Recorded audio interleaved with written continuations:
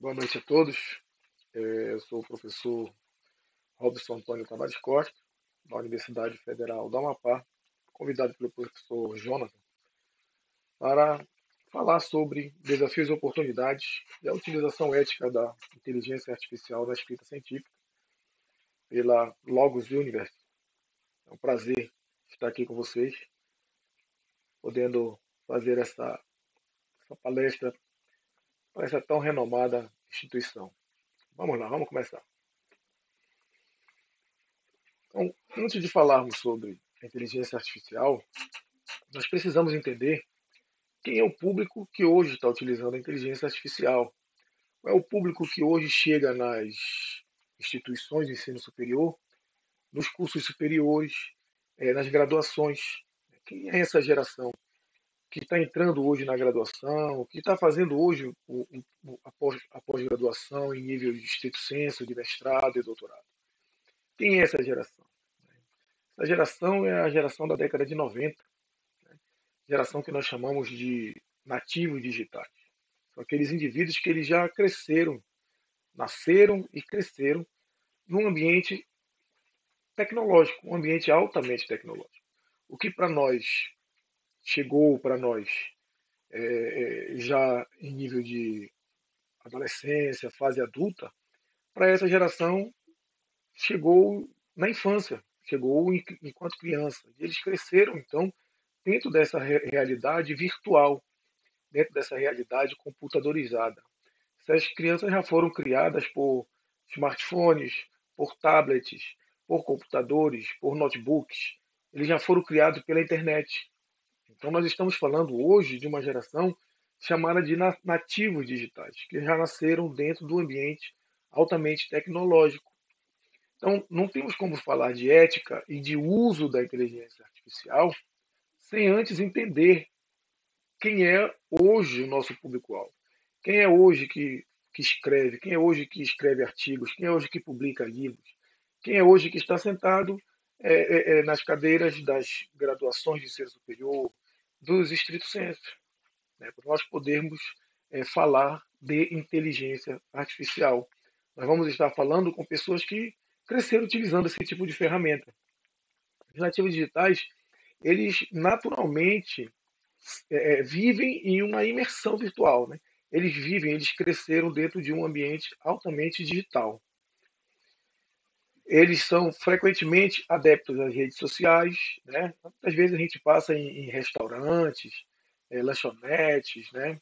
Ambientes sociais e a gente vê grupos de jovens sentados na mesma mesa e todos simultaneamente conversando de forma virtual, mesmo eles estando próximos, mesmo eles estando em um ambiente real, eles muitas vezes estão conversando dentro da rede social, uns com os outros, mesmo sentado ali, um do ladinho do outro. Né? Então, mesmo eles estando próximos, eles estão conectados, eles estão conversando de forma virtual. Então, veja só como essa interação deles com o meio digital. Esses nativos digitais, eles demonstram muita habilidade com essas ferramentas, com as ferramentas tecnológicas. E essa habilidade deles, elas são multifacetadas, são multitarefas. Então, logo, eles têm uma grande facilidade de se adaptar a essa interface tecnológica. A facilidade deles é muito grande. Então, eles têm uma relação próxima, descontraída com a tecnologia.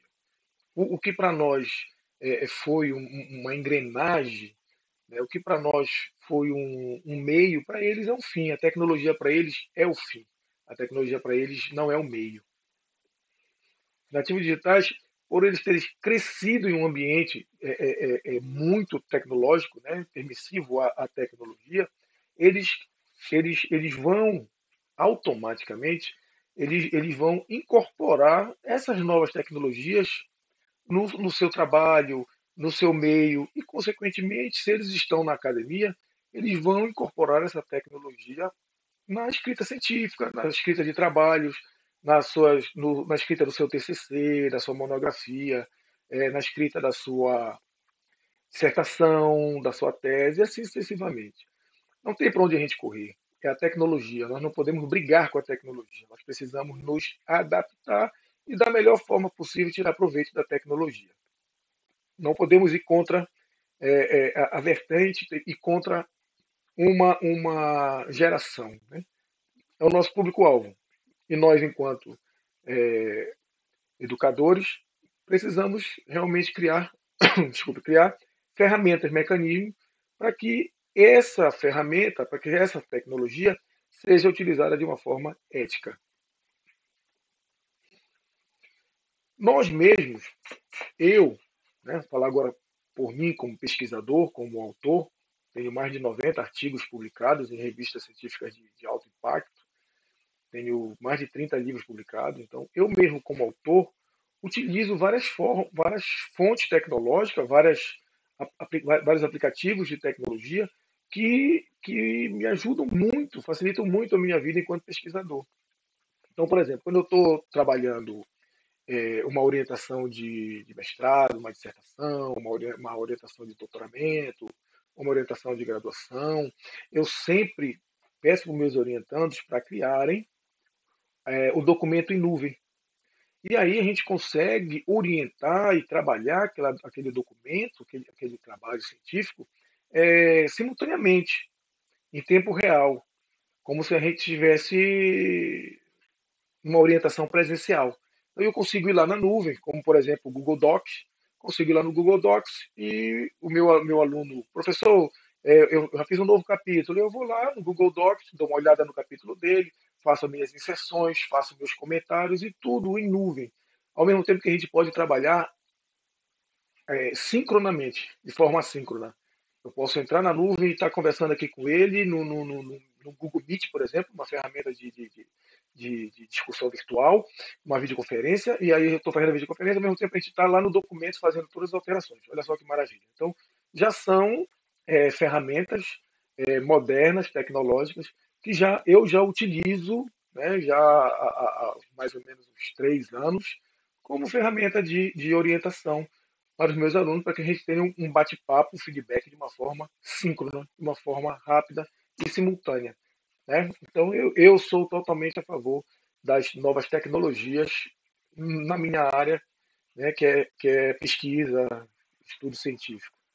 Por exemplo, outra fonte tecnológica que eu utilizo bastante, que são os softwares de gerenciamento de referências.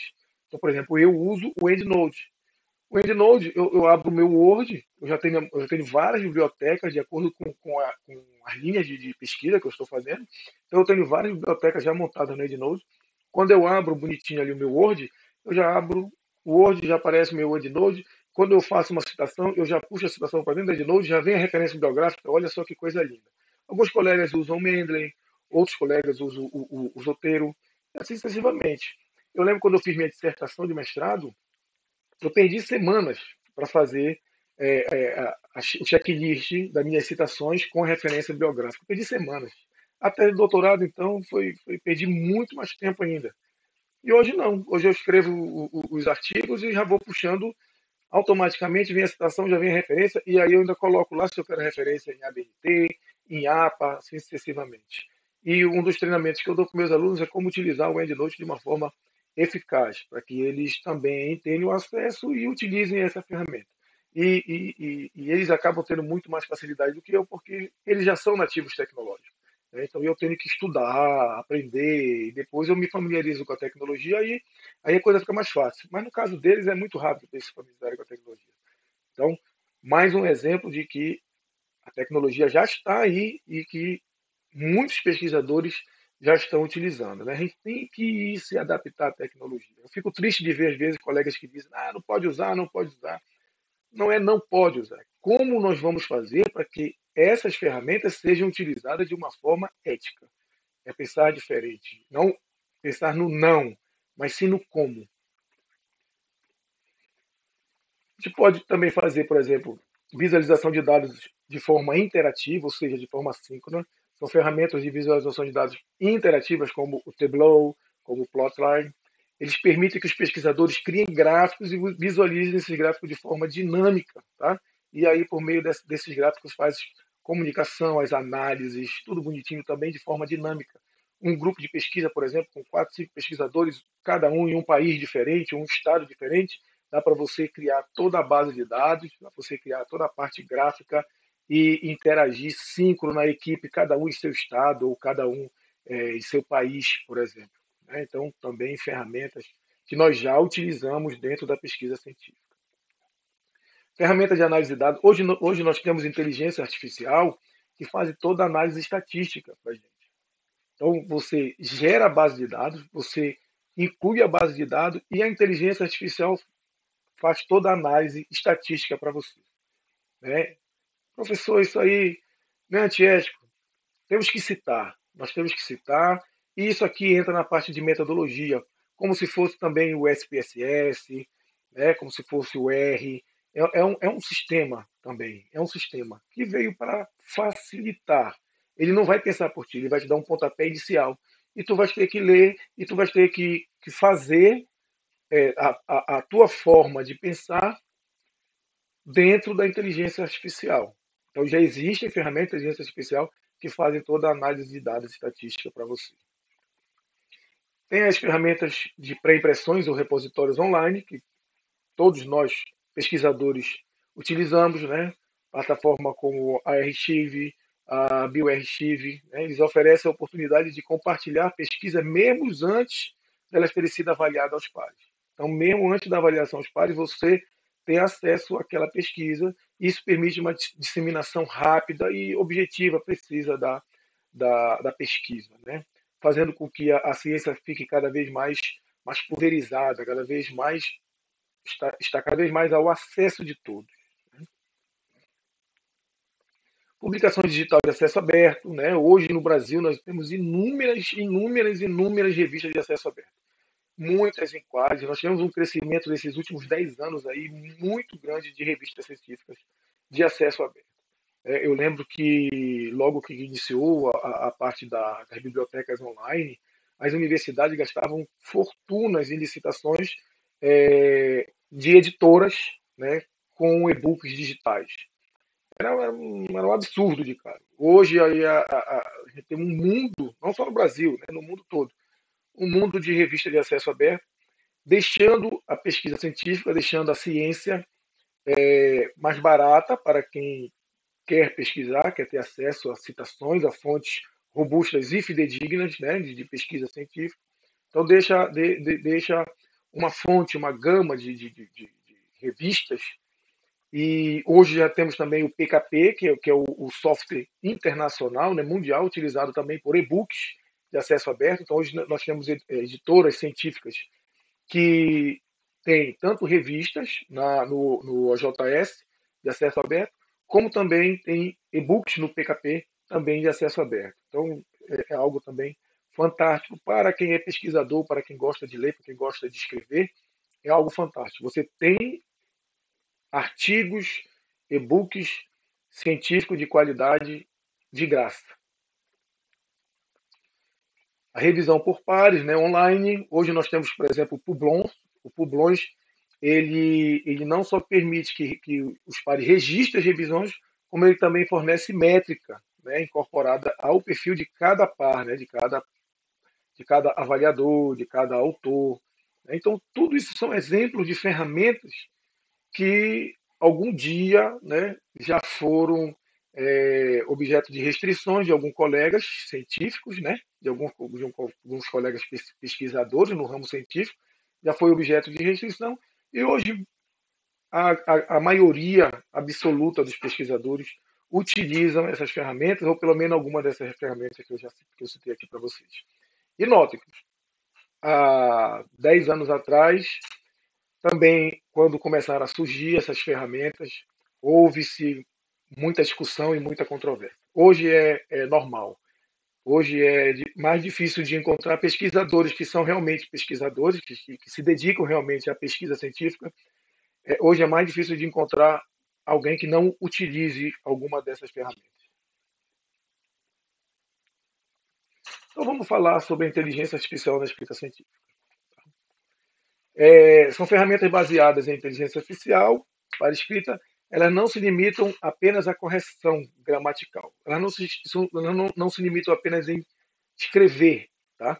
A inteligência artificial ela tem inúmeras outras aplicações, inúmeras outras funções, tá?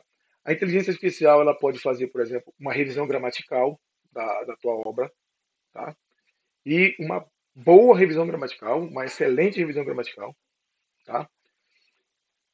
No mercado aí, eu canso de ver pessoas cobrando aí 15, R$ 20 por lauda revisada, né?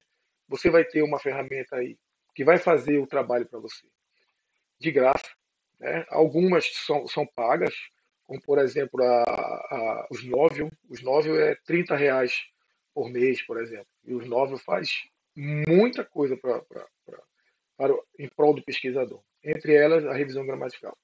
Elas também oferecem sugestão de estilo de escrita, da voz da escrita, né? A voz textual. Ela auxilia na reestruturação de frase. Às vezes você escreve, a frase não está bem clara, ela pode fazer uma revisão na tua frase para dar mais robustez, mais contextualização, uma contextualização mais clara, mais objetiva, dentro da linguagem que tu queiras escrever. Ah, eu sou um autor de conto, ele faz essa releitura e transforma a tua escrita em um conto. Não, eu sou autor de artigo científico, ele também te ensina a desenvolver realmente a tua voz textual para a área que tu queres publicar. Isso não só acelera o teu processo de escrita, como também ele contribui para o teu aprimoramento, para o aprimoramento da tua redação, da tua escrita. Então, olha só que coisa fantástica. Eu sei escrever, mas eu preciso aqui de uma orientação de como escrever, que voz eu vou escrever, que forma, se está claro, a inteligência artificial vai me ajudar. Então, ela representa um avanço muito significativo pelo conjunto de ferramentas de qualidade que ela nos traz. E essa ferramenta de qualidade, tá certo? Ela vai trazer, claro, clareza, eficiência na minha produção acadêmica. Então, eu não vou, eu não vou nunca, tá certo? Nunca deixar a inteligência artificial escrever por mim, tá? Não é isso que eu estou dizendo. Eu estou dizendo que ela vai me ajudar, ela vai me auxiliar. A inteligência artificial ela veio para auxiliar e não para fazer, tá certo? O uso sem ética é a inteligência artificial fazer o meu trabalho acadêmico, fazer o meu artigo científico, tá? E eu vou mostrar para vocês que também já tem inúmeras ferramentas que eu, como professor, hoje utilizo para saber se o aluno escreveu ou se foi escrito pela inteligência artificial. Também vou mostrar para vocês que a inteligência artificial, ela mesmo detecta se o trabalho foi escrito por inteligência artificial. Então, é um negócio maravilhoso. Basta você querer entrar na inovação, querer imergir na inovação e querer utilizar a informação de forma correta. E não dizer não, não pode. Isso aí não existe. Se eu disser não, não pode, meu aluno vai usar de forma escondida.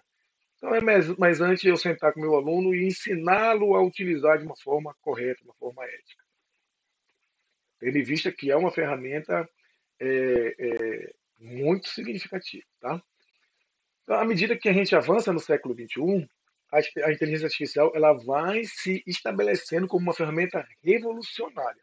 Eu já li artigos sobre inteligência artificial em que ela está sendo utilizada, por exemplo, na pesquisa do câncer, na pesquisa de células, de tipos de câncer, onde os médicos realmente já citam a importância da inteligência artificial, como ela vai fazer com que diagnósticos de doenças sejam feitos com muito mais celeridade, com muito mais rapidez, tá? E de uma forma muito mais eficaz. Já tem artigos científicos falando sobre isso. Então, a gente não pode simplesmente dizer, não pode usar, não serve. Não, toda a tecnologia, logo no início, principalmente tecnologia que traz uma espécie de ruptura, ela vai trazer controvérsia e vai trazer discussões. O que nós, enquanto eu sou pesquisador da área tecnológica, trabalho com inovação tecnológica, eu fico muito triste quando eu vejo colegas discutindo que tem que banir, não pode utilizar. Eu fico triste. Eu acho assim que você tem que saber utilizar e utilizar de forma ética, de forma correta. Tá? Então, recebo muitos trabalhos de alunos que vem 100% escrito pela inteligência artificial, mas tenho ferramentas que fazem relatório para mim e me diz o percentual de onde veio, qual foi a inteligência que veio e vou mostrar para vocês. Tá? Então, a inteligência artificial ela já está sendo empregada na produção acadêmica. Tá? Não podemos ser tolos de dizer que não. Elas estão sim. Tá?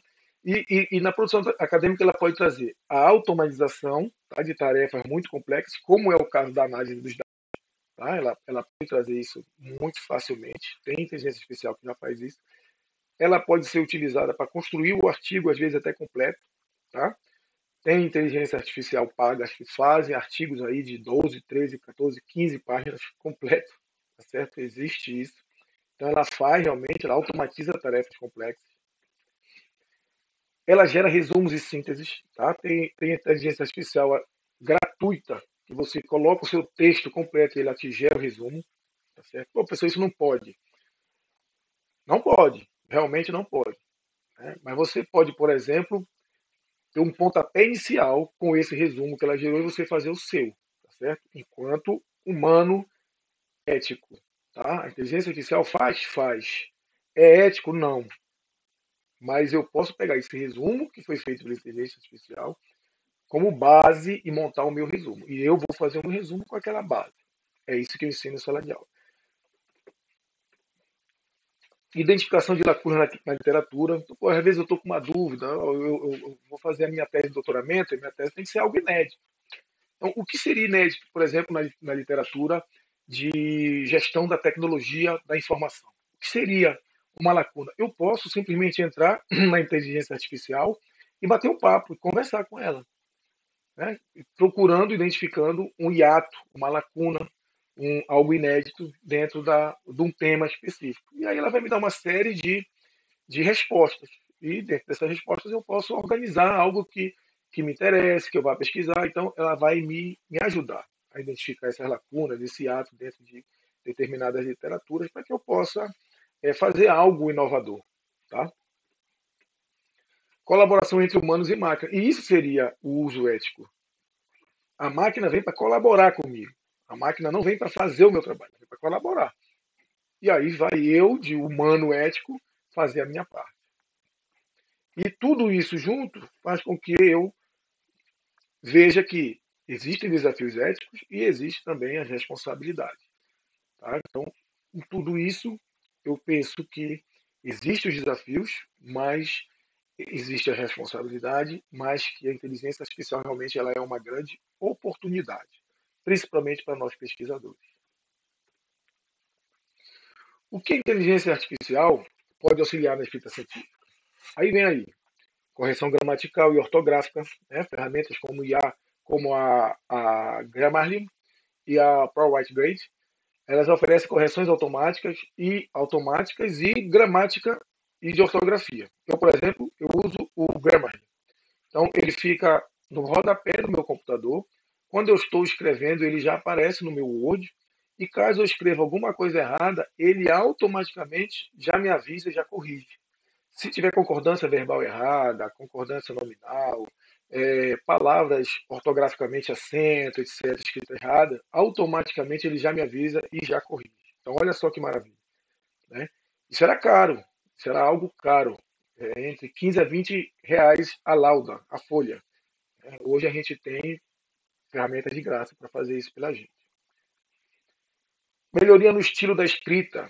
Tem algoritmos de inteligência artificial que analisam o estilo da escrita do autor e oferecem sugestões para melhoria para deixar o texto mais fluido, mais coeso, mais consistente. Tá? Essas ferramentas elas vão ditar a escrita de acordo com a voz textual que tu escolheu.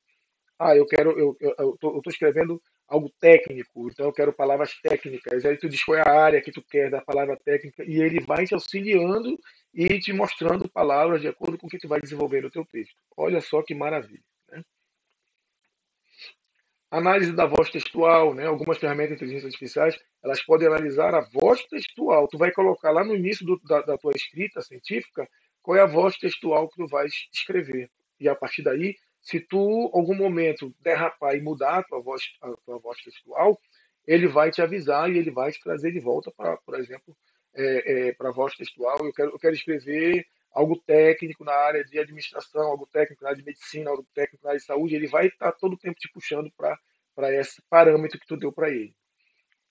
Reestruturação de frases e parágrafos. Então, algoritmos avançados que podem surgir reestruturações em frases complexas, melhorando a clareza e a compreensão do leitor. Ou seja, às vezes a gente está escrevendo, baixa a cabeça no computador e vai escrevendo, vai escrevendo, vai escrevendo, e às vezes as coisas estão sem sentido.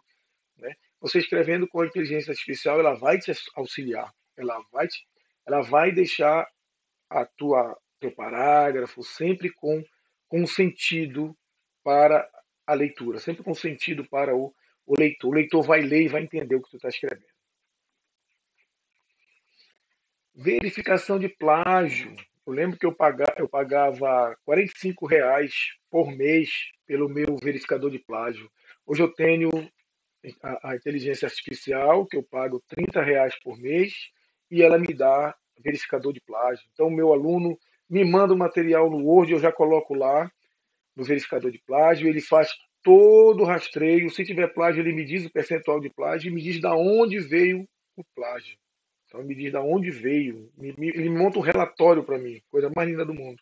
E aí eu só faço, se eu achar plágio, eu só faço encaminhar o relatório para o meu aluno. Então, olha só que maravilha.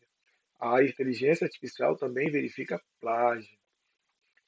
Geração de resumos automáticos, como eu falei para vocês, você coloca o teu artigo, né, tua dissertação, tua tese, tu coloca ela completinha lá na inteligência artificial e ela gera o resumo para ti. Não é que você vai utilizar aquele resumo, né? Mas ele pode ser um pontapé inicial para você fazer o seu, tá certo? Você sabendo tudo que tem que ter o resumo, né? Tem que ter os objetivos, tem que aparecer lá os resultados, você sabe tudo que tem que ter no resumo, e aí você vai pegar o pontapé inicial que a inteligência artificial está te dando e você vai fazer o seu, tá? Então isso aí ajuda muito para aqueles grupos de alunos que querem participar em jornadas científicas, seminários, congressos, e ter o resumo expandido, por exemplo. Então a inteligência artificial vai utilizar, ela é uma mão na roda. O que a inteligência artificial pode auxiliar? Personalização do processo de escrita, por exemplo. Algumas ferramentas de inteligência artificiais aprendem com o estilo da escrita ao longo do uso.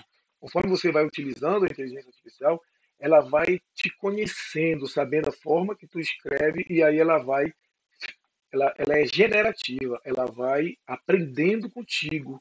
Né? O algoritmo foi criado para ele aprender quem você é, e ele vai trabalhar da forma que você quer trabalhar, ele vai te ajudar a trabalhar da forma que você quer trabalhar.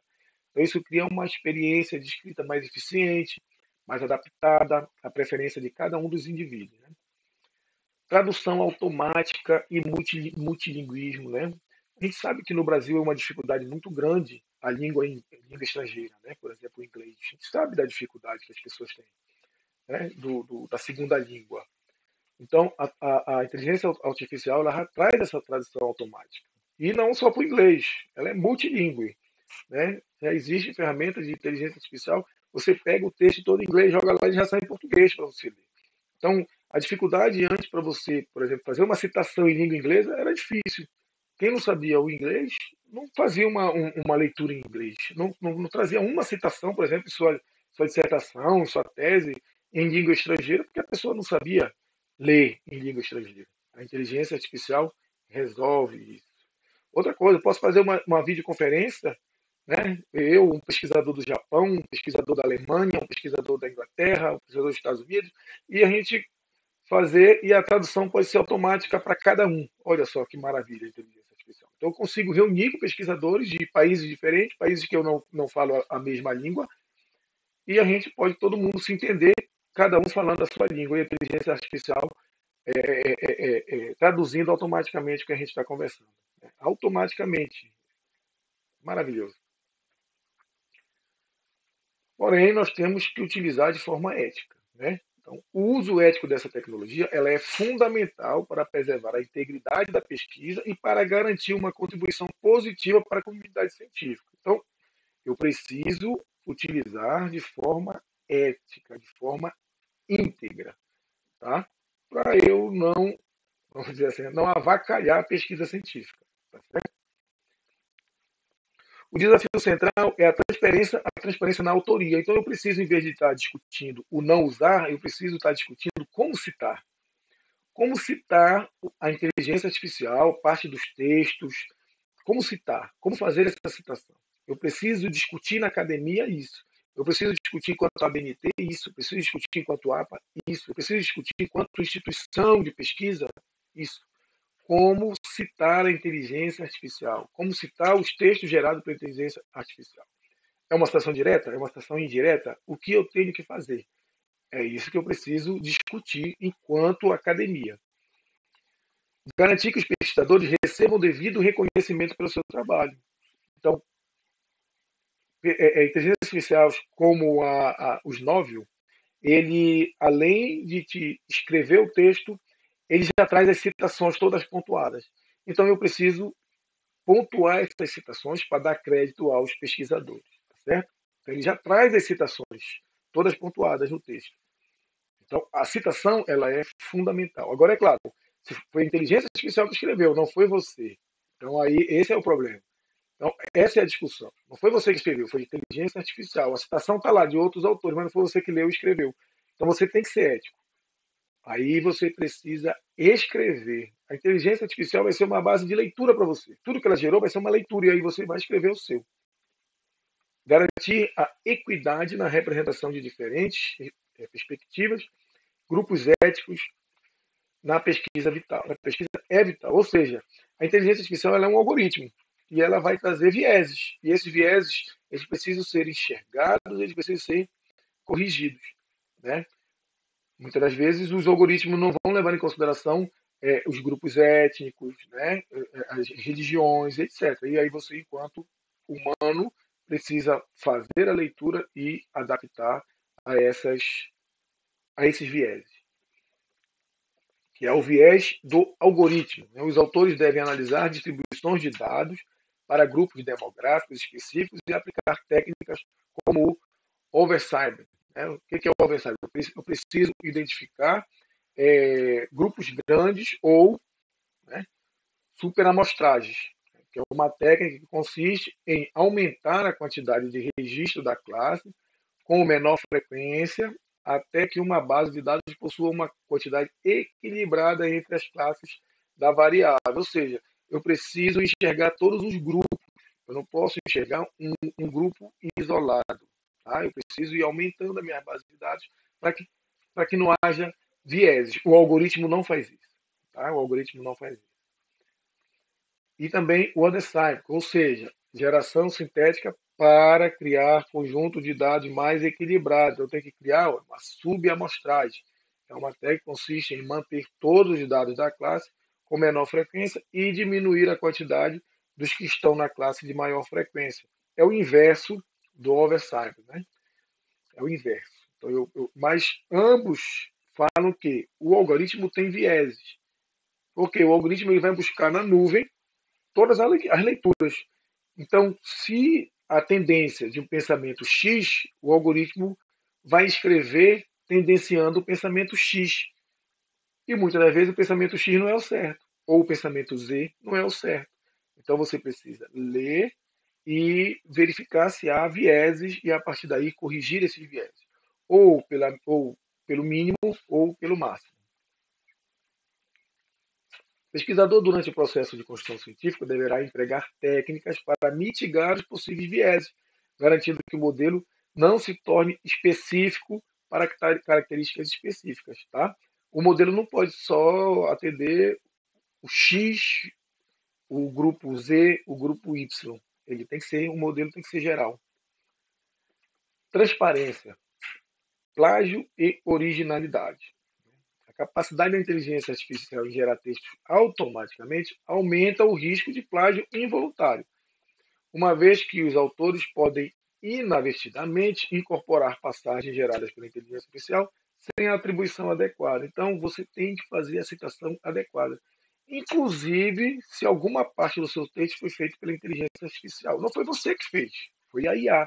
Se foi a IA que fez, não foi você, você precisa citar a IA. Qual foi a IA que você utilizou? Isso aqui foi feito por ela. Achei tão interessante que eu não corrigi, não fiz nada com isso aqui. Trouxe direto. Cite a IA. Cite a IA. Não é demérito. Cite. Demérito é não citar. Utilização de ferramentas anti-plágio que também são capazes de identificar o texto gerado por IA. Então já temos inteligência artificial que ele identifica se o texto foi feito por inteligência artificial. A inteligência artificial já vem combater a inteligência artificial. Olha que lindo. Então aí a gente tem todas essas aí. Olha. Resistente.ai, most.com.br, smodin.io, estou tentando falar para vocês do Smodin, Copylix, OpenAI, Originality, GPT-0, tá? Então todas essas inteligências artificiais aí, elas já são antiplágio e elas já fazem varredura para saber se o texto foi feito por IA. Então, vem, vem a doença e vem logo o remédio, logo em seguida. Então tá aí. A própria IA já gerou o remédio para que muitos professores, pesquisadores já estavam aterrorizados. Tá? Tem como a gente saber se o aluno fez ou não o trabalho por inteligência artificial. Essas ferramentas são inovadoras durante o processo de redação e revisão, destacando possíveis casos de plágio involuntário. Então, às vezes é caso involuntário. Tem que citar, tem que citar. Professor, esse parágrafo aqui foi feito pela inteligência artificial, pela X inteligência artificial. São 5 linhas. Faça uma citação direta. Faça uma citação direta da inteligência artificial. Faça uma citação direta. Professor, faça uma indireta. Diga quem foi. E pesquise também na plataforma online se ela não fez com recortes de outros autores. Pesquise. E aí vá lá na fonte. Nós somos pesquisadores. Nós estamos aqui para isso. Pesquisar. Configure ferramentas antiplágio para reconhecer e diferenciar entre o trabalho humano e o trabalho gerado pela IA. Então, a IA faz isso. A IA faz isso. Você configura e ela vai dizer: esse trabalho foi tantos por cento feito por humano, esse trabalho foi tantos por cento feito por IA. Ela diz: eu uso essas ferramentas. A atribuição de autoria, ela é crucial para estabelecer práticas claras para garantir que os autores sejam atribuídos devidamente à sua autoria. Você tem que atribuir a autoria ao autor. O pesquisador, o reconhecimento do pesquisador é a citação. Senão não vale a pena. Não vale a pena você ter produzido nada se você não é citado. O nosso reconhecimento é de ver o nosso nome, o nosso material citado em outros trabalhos. É esse que é o nosso reconhecimento. Indicando claramente as partes do trabalho influenciadas ou geradas pela IA. É isso que nós temos que fazer. É fundamental implementar ferramentas de detecção de plágio e promoção da conscientização entre os pesquisadores sobre perigos associados. É fundamental. A gente tem que abrir palestras, discussões, mesas de debate para discutir o como usar. E não para discutir o não usar, mas sim o como utilizar. E aí nós temos aí ferramentas de detecção de plágio, né, como a Qbot, a Grammarly, que também utilizo, o Plage, o Plag.pt. Né, então a gente tem ferramentas aí que vão dizer, olha, isso aqui é plágio. E eles te dão um relatório, quantos por cento de plágio e de onde veio o plágio. Então olha só que maravilha. Existem vieses e discriminação, a absorção de viés, ou seja, é um algoritmo, tá? É uma programação. E aí ele pode trazer discriminação, né? Divulgação de texto de ódio, essas coisas. Aí a gente precisa fazer o filtro, tá? O algoritmo de IA, eles podem inadvertidamente incorporar viés presentes nos textos. Isso pode acontecer. Então a realização de busca, né, uma auditoria dentro do texto de IA e a correção proativa dos textos são passos cruciais para mitigar esses erros. Ler. O texto de inteligência artificial ele vai te dar uma base de leitura para escrever o teu. É assim que eu penso. Os pesquisadores devem assumir o papel ativo na revisão crítica do texto gerado pela IA. Então, a IA vai gerar o texto, leia o texto que ela gerou. Esse texto vai ser um bom norte para você fazer a sua escrita. Isso envolve a identificação e a correção de visões para garantir a objetividade e a imparcialidade da pesquisa. Pronto. Porque a inteligência artificial ela pode ter achado uma linha de pensamento mais robusta na rede. e ela, de repente, ela vai escrever de acordo com aquela linha de pensamento. Tá? E aí você, como humano, tem que fazer a ampla leitura do material que você está escrevendo, tem que ter uma ampla leitura para você escrever. E dentro dessa ampla leitura, você vai fazer a sua escrita de forma imparcial. Responsabilidade e transparência. Né? Políticas de atribuições transparentes, né, devem ser criadas. Tá? Estabelecer políticas claras e específicas sobre a atribuição de autoria, quando se trata de colaboração com a IA. Né? As instituições, as universidades, elas têm que se reunir para discutir essas políticas de atribuição, a política transparente, como nós vamos utilizar a inteligência artificial. Vamos regrar, vamos criar regras. A ABNT tem que criar regras. A APA tem que criar regras. Vamos criar regras. É uma realidade. Essas políticas devem ser comunicadas de maneira transparente aos pesquisadores, destacando a importância da correta identificação da contribuição da IA. Tá? Então, tem que ser discutido políticas para mitigar o uso excessivo, políticas para mitigar o uso não ético, política para. Entendeu? Tem que ter políticas, tem que ser discutido política. A academia tem que discutir a política da utilização da IA. E não o não, mas sim o como.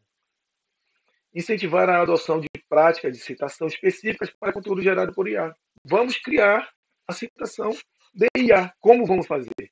Vamos discutir.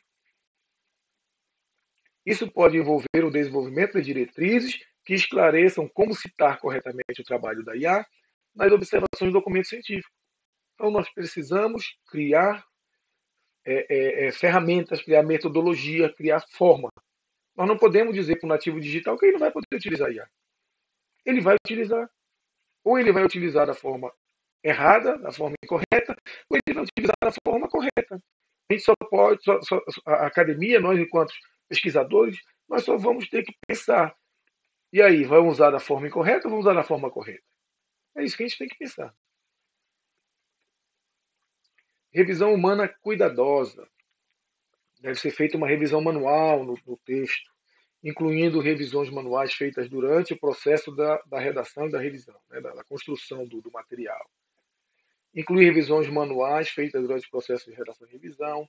Os pesquisadores deverão analisar cuidadosamente o conteúdo gerado pela IA para garantir que seja atribuído e compreendido antes da submissão final. Então, todo o tempo faz a leitura e, como eu disse, a IA ela vem para dar um pontapé. A IA não vem para escrever para você. Aí você está utilizando de forma antiética. A IA ela vem para lhe dar o pontapé na sua escrita. Muitas das vezes você gera o texto e esse texto vai ser uma base de leitura para você escrever o seu. É isso que é a utilização correta da inteligência artificial. E se você achar que alguma parte é tão boa, tão bem escrita, que ela tem que ser colocada na íntegra, cita que ela foi tirada de inteligência artificial. Os pesquisadores deverão analisar cuidadosamente o conteúdo gerado pela IA para garantir que seja atribuído e compreendido antes da submissão final. Os pesquisadores são essenciais para garantir que a atribuição da autoria seja precisa e contextualmente incluída, certo?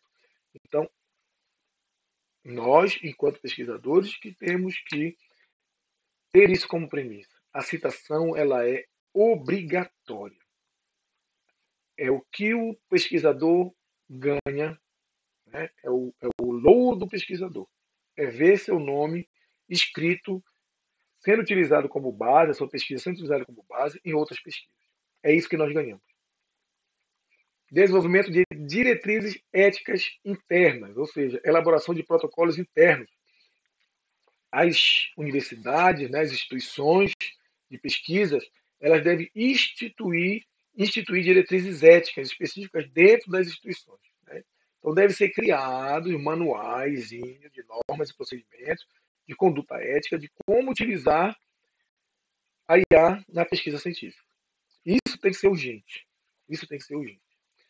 Esses protocolos devem abordar explicitamente a utilização do IA na escrita científica, estabelecendo procedimentos claros para evitar plágio e garantir a transparência. Envolver especialistas em ética e inteligência artificial na formulação dessas diretrizes para garantir que sejam abrangentes e alinhadas com as melhores práticas éticas e tecnológicas. Então, as universidades precisam se comunicar, né? Criar um grupo interdisciplinar para se pensar, como desenvolver um manual de normas e procedimentos, de repente que depois vai incorporar a Associação Brasileira de Norma Técnica, para que se possa, em conjunto, criar as diretrizes da utilização da inteligência artificial de forma ética. Registro de processos de geração de texto.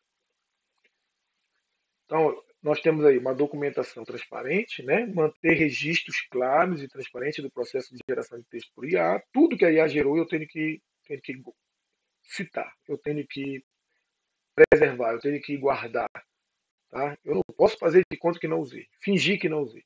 Isso pode incluir documentação sobre quais algoritmos foram utilizados, quais dados foram empregados no treinamento, ou no processo de construção do texto, né, do artigo, e como as decisões foram tomadas durante o processo de geração do texto, da referência bibliográfica, etc. Transparência na metodologia, né, incluindo informações planejadas sobre a metodologia utilizada para gerar o texto pela inteligência artificial, as questões relevantes de documento científico, né? Todo o processo tem que ser transparente, todo o processo. Isso fornece texto aos leitores e revisores sobre a contribuição específica da inteligência artificial, né? Vamos às nossas considerações finais. Então, para nós, tá? Para mim, eu, professor, pesquisador, na minha visão, a integração responsável da inteligência artificial na escrita científica, ela requer um esforço para mitigar os riscos de plágio e para garantir a prática ética e transparente da utilização da ferramenta. Tá? Agora eu estou dando para vocês a minha opinião. Os pesquisadores devem ser treinados e conscientes das implicações éticas associadas à utilização da IA, especialmente no que diz respeito à atribuição de autoria. Para mim, não é demérito utilizar a inteligência artificial. Demérito é não dizer que utilizou, não citar que utilizou e não utilizar de forma ética, correta. A implantação de ferramentas anti-plágio específicas para a detecção de texto gerado por IA, ela é crucial, assim como a configuração cuidadosa dessas ferramentas para garantir uma detecção precisa. O professor hoje ele tem que utilizar ferramentas anti-plágio de inteligência artificial. Ele precisa saber utilizar, ele precisa saber quais são e ele precisa saber como programar essa inteligência para que ela detecte de forma precisa o que foi escrito por inteligência artificial e o que não foi escrito por inteligência artificial. O pesquisador, o professor, é essencial ele ter conhecimento e saber utilizar essas ferramentas. É essencial. As políticas institucionais devem ser claras sobre o uso, a atribuição de autoria e as diretrizes éticas internas podem fornecer um quadro sólido para abordar essas questões. Então, dentro das instituições tem que ser criado diretrizes, né, normas e procedimentos da utilização. E isso tem que ser fortemente aplicado e demonstrado e explanado para o corpo acadêmico de cada uma instituição, né, das instituições. Isso aí tem que ser feito palestra, sensibilização e etc., para ensinar os alunos como utilizar e também os professores. A revisão humana contínua ela é um componente indispensável no processo, pois os pesquisadores são essenciais para interpretar o contexto específico da pesquisa e garantir uma atribuição de autoria precisa. Então, o humano que está fazendo a pesquisa, ele é fundamental, tá certo? Ele é fundamental. O desenvolvimento contínuo de diretrizes éticas e o registro transparente do processo de geração de texto pela inteligência artificial são práticas que promovem uma cultura ética e responsável. Ao adotar essas estratégias, a comunidade científica pode explorar as vantagens da escrita pela inteligência artificial, né, na escrita científica, de uma maneira ética, evitando riscos associados a plágios involuntários. Então, olha só, é uma ferramenta que vai contribuir e muito na escrita científica e ela pode sim ser utilizada de forma ética. A colaboração entre pesquisadores, instituições e especialistas em ética é fundamental para promover o uso ético da inteligência artificial e garantir a integridade da produção científica no cenário tecnológico que está em constante evolução e nós estamos lidando com nativos digitais, Essas crianças elas cresceram dentro de um ambiente virtual, dentro de um ambiente tecnológico. Muitas das vezes a babá delas foi um tablet, muitas das vezes a babá dela foi o YouTube. E agora eles chegaram na academia e a gente vai proibi-los de usar a tecnologia para auxiliá-los a fazer o trabalho deles? Não tem como. Não vejo como. Além das considerações éticas, é essencial considerar que a integração da inteligência artificial na escrita científica não apenas apresenta desafios, mas também oferece oportunidades especiais. É um desafio, mas, na minha opinião, é um desafio gostoso, um desafio muito bom. Ele traz muito mais benefícios e, se for utilizado da forma correta, da forma ética, vai trazer muito mais benefício do que malefício. A capacidade de acelerar o processo de redação, analisar grandes conjuntos de dados e identificar padrões complexos são contribuições valiosas que a inteligência artificial pode fornecer à pesquisa científica. Além da excelente análise de dados que a inteligência artificial faz, que é um pontapé para que a gente possa desenvolver pesquisas quantitativas, né, muito mais robustas. Então, agradeço a vocês por estarem aqui até agora. Espero que tenham gostado e nos colocamos à disposição. Tá? Colocamos à disposição de vocês. Se tiverem dúvida, o professor Jonathan vai colocar aí nosso e-mail. Se tiverem alguma dúvida, contato de WhatsApp também, pode entrar em contato com a gente que a gente responde. Muito obrigado, obrigado pelo convite, professor Jonathan, professor Dr. Jonathan, professor Dr. Gabriel. Muito obrigado pelo convite. Boa noite.